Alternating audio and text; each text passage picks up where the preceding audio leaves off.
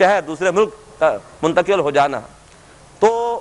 یہ اسی وقت ممکن ہے جبکہ یہ ہجرت، اس کے یہ سارے کے سارے مراحل پورے کیے جا رہے ہیں۔ اگر باطل نظام کے خلاف ہم کو جد و جہد نہیں کر رہے تو باطل نظام کائے کو ہمارے خلاف ہوگا، ہماری جان کے در پہ ہوگا کہ ہمیں وہاں سے ہجرت کر کے دوسری جگہ جانا پڑے۔ تو یہ تبھی ہجرت کا وہ اعلیٰ مرحلہ آئے گا جبکہ ہم باطل نظام کے خلاف منظم جد و جہد کر رہے ہیں۔ اسی طرح سے جہاد فی سبیل اللہ کے مراحل بھی آپ کے سامنے ہوں گے۔ جہاد فی سبیل اللہ کے مراحل بھی یہ ہے کہ آغاز تو اس کا ہوتا ہے نفس کے خلاف جہاد سے، اور رفتہ رفتہ پھر وہ قتال کے مرحلے تک وہ جہاد پہنچتا ہے۔ لیکن یہ ہے کہ یہ جہاد فی سبیل اللہ اور قتال فی سبیل اللہ یہ باطل نظام کے خلاف جد و جہد اور باطل نظام کے ساتھ جنگ اس سے مراد ہے۔ یہ تمام چیزیں بغیر جماعت کے ممکن نہیں ہیں۔ اس لیے اللہ کے رسول صلی اللہ علیہ وسلم نے پہلے کہا کہ جماعت آمرکم بخمسن، ایک اور حدیث میں ہے کہ اللہ امرنی بہن، مجھے اللہ نے اس کا حکم دیا ہے، میں تمہیں 5 باتوں کا حکم دیتا ہوں اور مجھے اللہ نے اس کا حکم دیا ہے۔ بالجماعت، جماعت قائم کرو، والسمع والطاعت، سنو اور اطاعت کرو۔ ہدف کیا ہے، پیش نظر کیا ہے، کرنا کیا ہے؟ والہجرت والجہاد فی سبیل اللہ، اللہ کی راہ میں ہجرت اور اللہ کی راہ میں جہاد۔ اسی طرح سے ایک اور طویل حدیث ہے،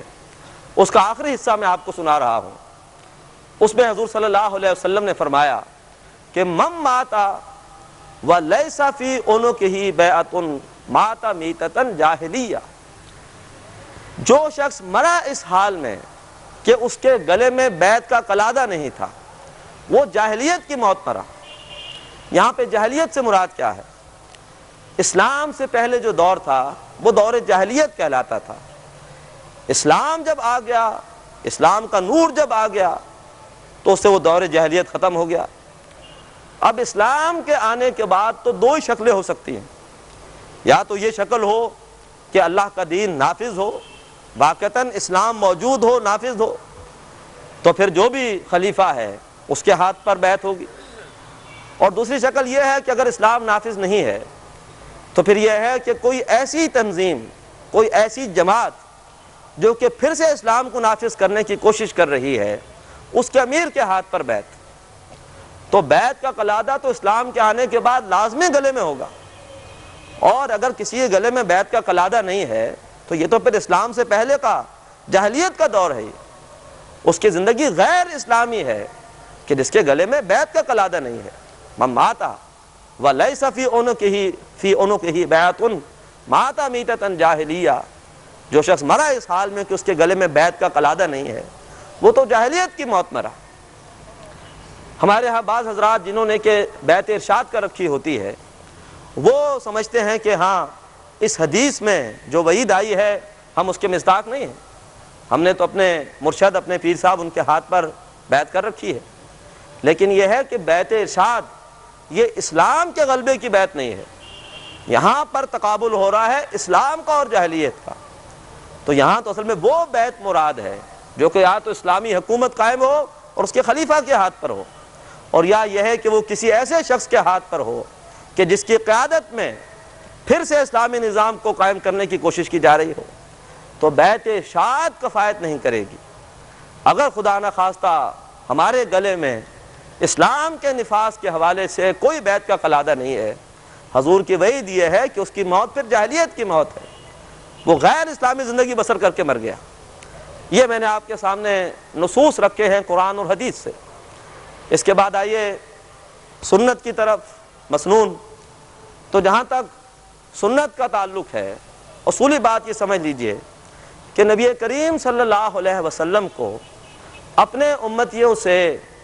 قطعاً کوئی بیعت لینے کی ضرورت نہیں تھی، اس لیے کہ جو ایک امتی کا رشتہ اپنے نبی کے ساتھ ہوتا ہے، یہ نبی اور امتی کا رشتہ زیادہ مضبوط ہے بنسبت کسی اور رشتے کے۔ اگر ایک شخص نبی کریم صلی اللہ علیہ وسلم کی کسی بات کو مانتا ہی نہیں ہے تو قرآن پاک نے اس کے ایمان کا انکار کر دیا۔ ممکن نہیں ہے کہ جب اللہ اس کے رسول کوئی حکم دیں اور کسی مومن کے لیے کوئی اختیار ہو کہ وہ ما کان للمؤمن ولا مؤمنۃ اذا قضى اللہ ورسولہ امرا ان یکون لهم الخیرۃ من امرہم۔ ممکن نہیں ہے کہ اللہ اس کے رسول حکم دے اور اب اس کوئی مومن مرد یا مومن عورت ہو، اس کا اپنا کوئی اختیار اب ہو، اس کو تو ہر حال میں اللہ کے رسول کی بات ماننی ہے۔ لیکن نبی کریم صلی اللہ علیہ وسلم نے مختلف مواقع پر جو بیعت سموطاعت لی ہے، اصل میں ہمارے لیے ایک سنت چھوڑی ہے۔ حضور نے ہمیں ہر کام کی سنت بتائی۔ بعض اوقات جب ایک مرتبہ اعتراض ہوا کہ دیکھو کہ یہ اللہ کے رسول صلی اللہ علیہ وسلم چھوٹی چھوٹی باتوں کے لیے بھی رہنمائی فرماتے ہیں اور ہدایت دیتے ہیں، تو حضور نے کہا کہ ہاں جا کر کہو ان سے کہ ہمیں ہمارا نبی تو یہ بھی بتاتا ہے کہ استنجا کیسے کیا جاتا ہے۔ تو اتنا بڑا کام، باطل نظام کے خلاف ایک جد و جہد کرنی ہو، اللہ کے رسول کا جو مقصد بعثت ہے اسی مقصد کو اختیار کر کر وہی کام کرنا ہو غلبہ دین کا، تو اس کے لیے حضور صلی اللہ علیہ وسلم نے سنت فراہم نہ فرمائے۔ تو حضور نے جو بیعتیں لی ہیں وہ ہمیں حضور صلی اللہ علیہ وسلم نے سنت فراہم کی ہے کہ ہم جب بھی جماعت بنائیں تو اس کے لیے کیا سنت ہمارے پاس موجود ہو۔ اس سلسلے میں امام نسائی رحمۃ اللہ علیہ نے اپنی حدیث کی کتاب میں کتاب البیع میں حضور صلی اللہ علیہ وسلم کی 10 بیعتوں کا ذکر کیا ہے۔ ہمارا جو کتابچہ ہے اسلامی انقلاب کے لیے لزوم جماعت، التزام جماعت اور لزوم بیعت، اس میں یہ 10 کی 10 بیعتیں، ان کے کیا کیا عنوانات تھے وہ ساری کی ساری درج ہے۔ میں اس وقت آپ کو 2 جو ہے وہ حدیثیں سنا رہا ہوں۔ پہلی حدیث الحمدللہ کہ آپ میں سے اکثر ساتھیوں کو یاد بھی ہوگی، ورنہ ہمیں یاد کرنی چاہیے، بخاری اور مسلم کی حدیث ہے، اور ہماری اپنے جو تنظیم اسلامی کے جو بیعت کے الفاظ ہیں وہ اسی حدیث سے لیے گئے ہیں، متفق علیہ حدیث ہے۔ حضرت عبادہ ابن صامت رضی اللہ تعالیٰ عنہ اس کے راوی ہیں۔ متفق علیہ حدیث یعنی بخاری میں بھی ہے اور مسلم میں بھی ہے۔ بایان رسول اللہ صلی اللہ علیہ وسلم، ہم نے بیعت کی اللہ کے رسول صلی اللہ علیہ وسلم کے ہاتھ پر علی السمع والطاعت، اس پر کہ ہم سنیں گے اور مانیں گے۔ اب اس کے بعد جو اگلی باتیں آ رہی ہیں وہ اس بات کا اظہار ہے کہ یہ نظم کتنا مضبوط ہے۔ فی العسر والیسر، خواہ ہمیں آسانی ہو خواہ ہمیں تنگی ہو، خواہ ہمارے حالات کسی بھی اعتبار سے نامساعد ہوں، لیکن تب بھی ہم سنیں گے اور مانیں گے۔ نمبر 2، فی المنشط والمکرہ، خواہ ہماری طبیعت آمادہ ہو، خواہ کسی کام میں ہمارے مشورے پر عمل کر لیا گیا ہو، اور خواہ ہماری طبیعت آمادہ نہ ہو، ہماری رائے کے خلاف کوئی فیصلہ ہو گیا ہو، تب بھی ہم سنیں گے اور مانیں گے۔ وَعَلَىٰ أَثَرَةٍ عَلَيْنَا، نمبر 3، اور اگر ہم پر کسی کو ترجیح دے دی گئی ہو، کسی ایسے شخص کو ہمارے اوپر امیر بنا دیا گیا ہو جو ہم سمجھتے ہوں کہ یہ علم میں یا تجربے میں یا فہم میں یہ ہم سے کم ہے، لیکن یہ ہے کہ اگر اس کو امیر بنا دیا گیا ہم تب بھی اطاعت کریں گے۔ کسی کو ہمارا نقیب بنا دیا جائے، کسی کو ہمارا امیر بنا دیا جائے، اگر ہمارے امیر نے اس کو مقرر کیا ہے ہم اس کی بھی اطاعت کریں گے۔ وَعَلَىٰ أَن نَّقُولَ بِالْحَقِّ أَيْنَمَا كُنَّا، اور اس بات پر بیعت کی کہ ہم جہاں کہیں بھی ہوں گے ہم حق بات کہیں گے، اور لا نخاف فی اللہ لومۃ لائم، اللہ کے معاملے میں ہم کسی ملامت کرنے والے کی ملامت کا خوف نہیں رکھیں گے، ڈنکے کی چوٹ جو صحیح بات ہے وہ بتائیں گے۔ اس قدر جو ہے وہ ایک اسلامی انقلابی جماعت، اس کا نظم، اس کے پورے اصول اس حدیث کے اندر موجود ہیں۔ اسی طرح سے اور بھی مثالیں ہیں، ایک مثال میں اور دے رہا ہوں، یہ بھی بخاری میں آئی ہے۔ حضرت انس بن مالک رضی اللہ تعالیٰ عنہ راوی ہیں کہ ایک دن ٹھنڈی صبح، سردی کا موسم تھا، حضور صلی اللہ علیہ وسلم گھر سے باہر تشریف لائے، کیا دیکھتے ہیں کہ انصار اور مہاجرین صحابہ خندق کھود رہے ہیں، جنگ خندق کا موقع ہے۔ تو حضور صلی اللہ علیہ وسلم ان کو دیکھ کر فرماتے ہیں کہ ان الخیر خیر الآخرہ، اصل بھلائی تو وہ ہے، بے شک اصل بھلائی تو وہ ہے جو کہ آخرت کی بھلائی ہے۔ فاغفر للانصار والمہاجرہ، اے اللہ تو انصار کی بھی بخشش فرما اور تو مہاجرین کی بھی بخشش فرما۔ تو اس کے جواب میں صحابہ اکرام نے یہ شعر پڑھا کہ نحن الذین بایعوا محمدا علی الجہاد ما بقینا ابدا، ہم ہیں وہ لوگ جنہوں نے محمد صلی اللہ علیہ وسلم کے ہاتھ پر بیعت کی ہے جہاد کے لیے، جب تک کہ ہمارے دم میں دم باقی ہے، جب تک کہ ہماری جان سلامت ہے۔ نحن الذین بایعوا محمدا، ہم وہ لوگ ہیں جنہوں نے محمد کے ہاتھ پر بیعت کی ہے، علی الجہاد، جہاد کے لیے، ما بقینا ابدا، جب تک کہ ہم باقی ہیں، جب تک کہ جسم اور جان کا رشتہ سلامت ہے، اس وقت تک کے لیے ہم نے اس باطل نظام کے خلاف جہاد کی بیعت کر رکھی ہے۔ اللہ تعالی ہمیں بھی صحابہ اکرام کی سنت پر، ان کے جو جس بات پر کہ وہ اتنے مسرور ہیں، اللہ تعالی ہمیں بھی کوئی نہ کوئی درجہ، کوئی مناسبت ان کے ساتھ عطا فرما دے۔ کہ الحمدللہ کہ ہم نے بھی اس نظام کے خلاف جد و جہد کے لیے، اب تو کوئی نبی نہیں آئے گا لیکن ایک نبی کا امتی ہے، ہمیں اس کے خلوص و اخلاص، اس کی فکر، اس کے طریقہ کار پر اعتماد ہے، تو ہم نے بھی جہاد پر بیعت کی ہے، گویا صحابہ اکرام کے نقش قدم پر ہم بھی چلنے کی کوشش کر رہے ہیں۔ تو یہ میں نے دو آپ کے سامنے مثالیں رکھی ہیں سنت رسول سے صلی اللہ علیہ وسلم۔ پھر بیعت رضوان ہے، اس کا ذکر قرآن پاک میں بھی آیا ہے۔ اس کے بعد اب میں آپ کے سامنے مثالیں رکھ رہا ہوں اپنے اسلاف کی، معصور۔ پوری تاریخ اسلامی میں آج تک خواہ وہ کوئی خلافت کے منصب پر فائز ہوا ہو، یا یہ ہے کہ نام کا خلیفہ ہو حقیقتاً وہ بادشاہ ہو، یا یہ ہے کہ کبھی بھی حکومت کی تبدیلی کے لیے، نظام کی تبدیلی کے لیے جب بھی کوئی اجتماعیت بنی ہے، وہ پوری تاریخ امت مسلمہ میں وہ بیعت کی بنیاد پر ہے۔ بعض حضرات کہہ دیتے ہیں کہ ٹھیک ہے ہم بیعت کریں گے، لیکن ہم بیعت کریں گے دستور کی، شخصی بیعت نہیں کریں گے۔ لیکن خلافت راشدہ میں دستور تو ایک ہی تھا، حضرت ابوبکر صدیق کا دور ہو، یا حضرت عمر کا دور ہو، یا حضرت عثمان یا حضرت علی کا رضوان اللہ تعالیٰ علیہم اجمعین، لیکن ہر ایک نے شخصی بیعت لی ہے۔ ابوبکر صدیق رضی اللہ تعالیٰ عنہ نے بیعت لی، حضرت عمر نے اپنی بیعت لی، حضرت عثمان، حضرت علی رضی اللہ تعالیٰ عنہم اجمعین۔ اس کے بعد پھر دور بنی امیہ ہے، دور بنی عباس ہے، وہ جو بھی ان میں سے کچھ جو ہے وہ خلفاء اپنے آپ کو کہتے رہے، حقیقتاً بادشاہ تھے، اور بعض وہ تھے کہ جن میں واقعتاً خلفاء والی صفات موجود تھیں، لیکن سب بیعت کی بنیاد پر۔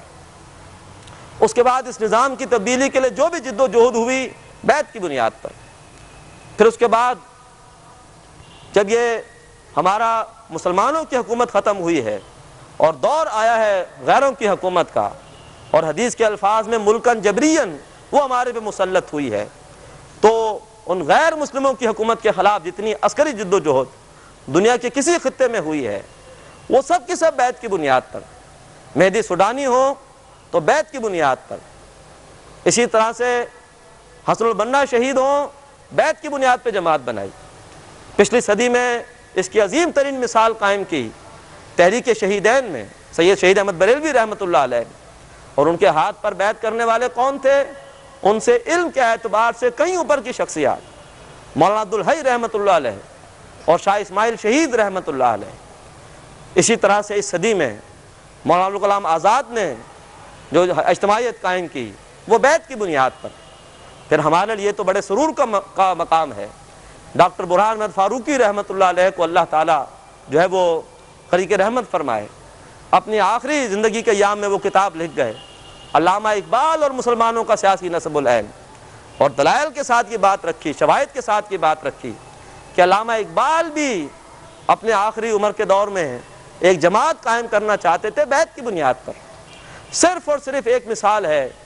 مولانا مودودی کی،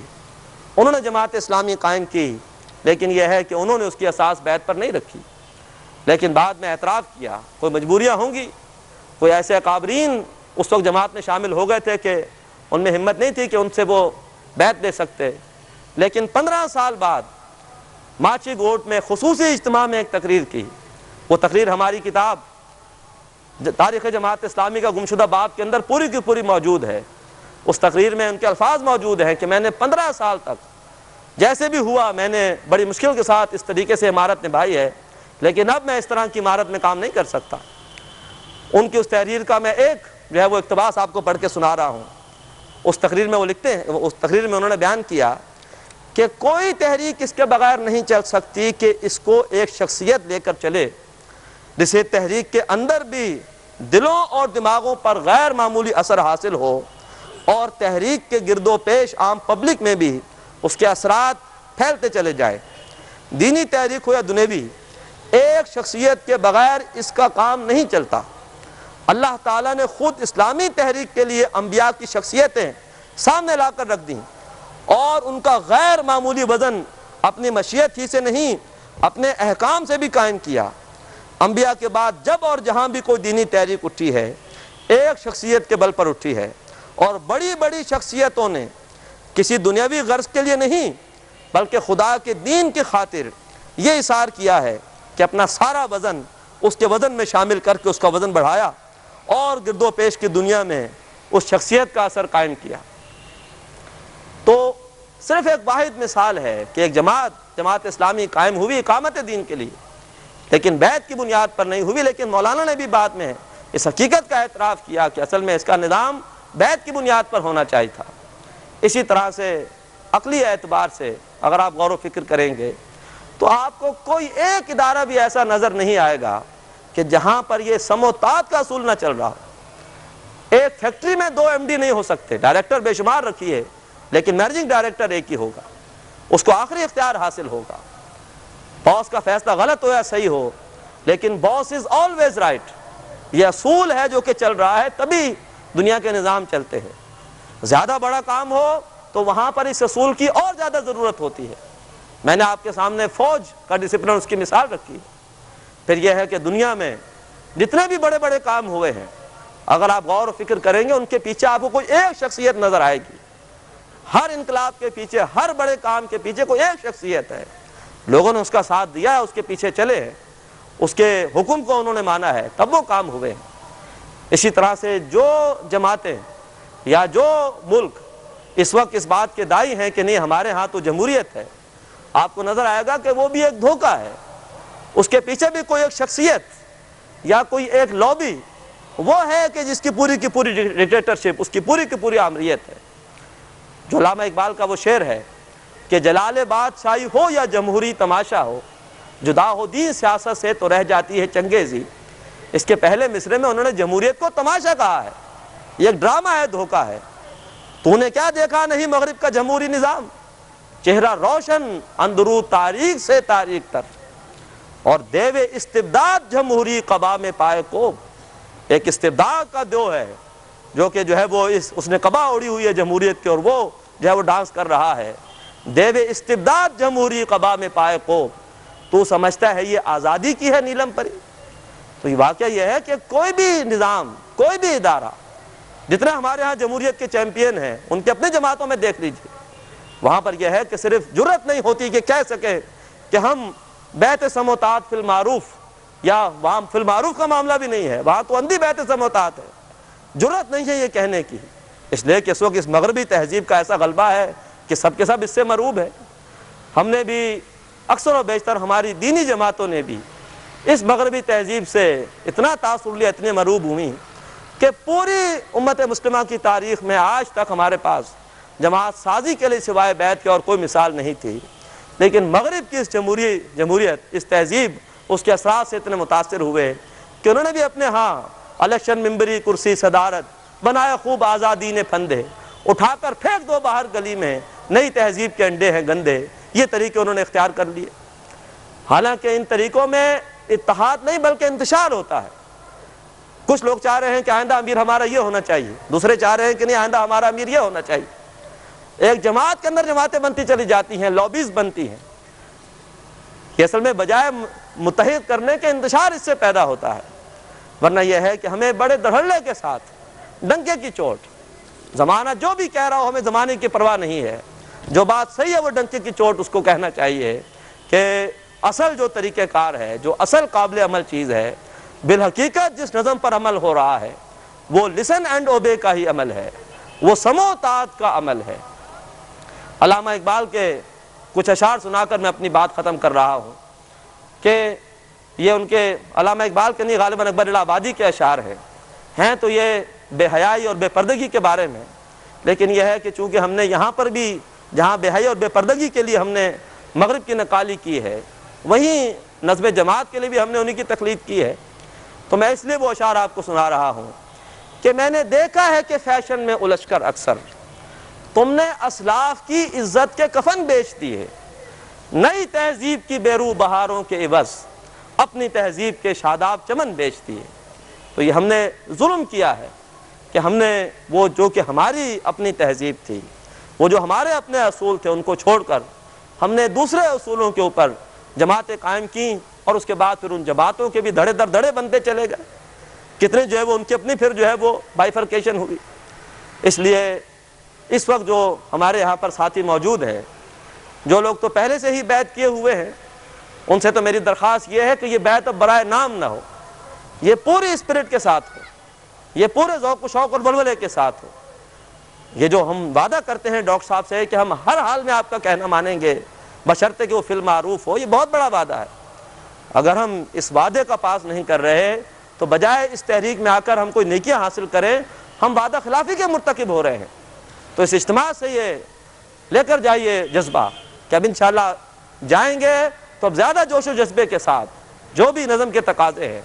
جو بھی ہمارے رفقا کے 10 مطلوبہ اوصاف ہیں، انشاءاللہ ان پر عمل کرنے کی کوشش کریں گے، وہ اوصاف اختیار کرنے کی کوشش کریں گے۔ اور جو ہمارے احباب یہاں پر تشریف لائے ہیں اور وہ ابھی تک ظالمانہ نظام، کافرانہ نظام کے خلاف جد و جہد کے لیے کسی اجتماعیت میں شریک نہیں ہیں، اگر انہیں میری یہ باتیں، ڈاکٹر صاحب کی یہ فکر، ان کا یہ طریقہ کار، ان کی شخصیت، اس پر اگر انہیں پورا اعتماد ہو چکا ہے تو پھر یہ ہے کہ اب انہیں مزید دیر نہیں کرنی چاہیے، ورنہ یہ ہے کہ اگر بات ان کو سمجھ میں آ چکی ہے، ان کا ذہن اور ان کا دل وہ مائل ہو چکا ہے اس پورے طریقہ کار، اس پوری فکر، ڈاکٹر صاحب کی شخصیت کے حوالے سے ان کے ذہن میں اب کوئی اگر اشکال نہیں ہے، اب اگر وہ مزید ڈیلے کرتے ہیں تو خدا نہ خواستہ کو زندگی کا بھروسہ نہیں ہے، ایسا نہ ہو کہ ہماری یہ موت یہ جاہلیت کی موت ہو۔ تو میں یہ آپ کے غور و فکر کے لیے یہ بات چھوڑ کر جا رہا ہوں